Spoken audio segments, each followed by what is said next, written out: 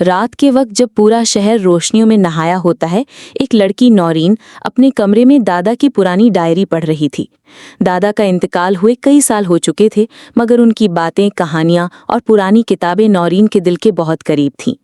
Diary के सफ़े पर एक अजीबो-गरीब नक्शा बना हुआ था।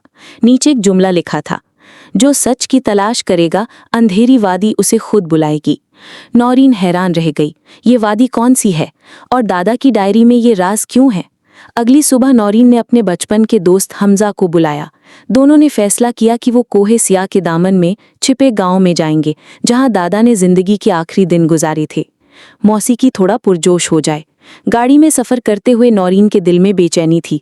नौरीन, क्या वाकई कोई राज है या ये बस दादा की एक पुरानी कहानी थी?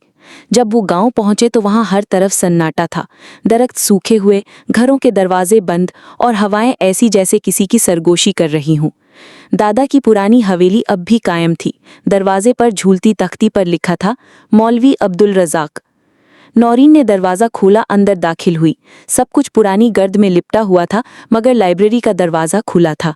वहाँ एक किताब थी जिसका उन्वान था, अंधेरी वादी का राज। नौरीन ने किताब खोली और पढ़ना शुरू किया। ये वादी कभी इल्म का खजाना थी, मगर अब एक लानत की लपेट में है। जो सच बोलेगा वही बच सकेगा। अगले दिन नौरीन और हमजा गांव के बाजार गए। वहां एक अंधा बुजुर्ग बैठा था। नौरीन के करीब आते ही उसने कहा, अंधा बुजुर्ग, तुम अब्दुल रज़ाक की पोती हो ना? वही आंखें, वही सवाल। नौरीन हैरत से बोली, नौरीन, आप मुझे कैसे जानते हैं? अंधा बुजुर्ग, मैंने तुम्हारे दादा के साथ उस वादी में एक कदम रखा था, बीनाई वहीं छीनी गई।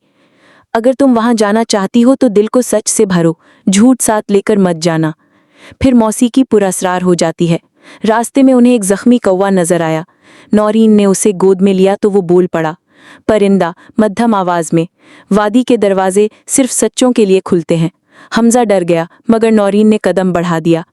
नक्शे के मुताबिक पहाड़ के किनारे पर एक टूटा दरवाजा था, जिस पर लिखा था, जो झूठ लेकर आया वापस न जाएगा।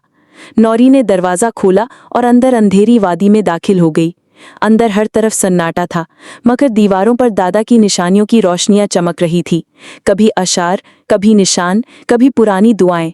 आखिर में एक बड़ा खुश्क दरख्त था, खामोश, बेजान। नौरीन ने करीब जाकर कहा, दादा, मैं आई हूँ, क्या आपकी रूह सुकून में है? अचानक जमीन हिलने लगी। दरख्त की जड़ों से एक पुराना संदूक नमोदार हुआ। उसमें थी एक चमकती हुई किताब, नूर की ज़बान, एक पुराना खत और एक तलवार, जिस पर लिखा था, हक का इल्म बुलंद रखो। नौरीन ने दादा का खत खोला, जिसमें लिखा था, बेटी नौरीन, अगर तुम ये खत पढ़ रही हो तो जान लो कि सच अंधेरे से नहीं डरता और इल्म को छुपाया जा सकता है, मिटाया नहीं। मेरी जिंदगी का मिशन अब तुम्हारा है। आखिर में मौसीकी नर्म और पुरुम्मीद हो जाई। नौरीन वो किताब लेकर वापस आई, गांव के बच्चों को पढ़ाना शुरू किया। इल्म जो कभी वादी में दफन था, अब फिर से रोशनी बन गया।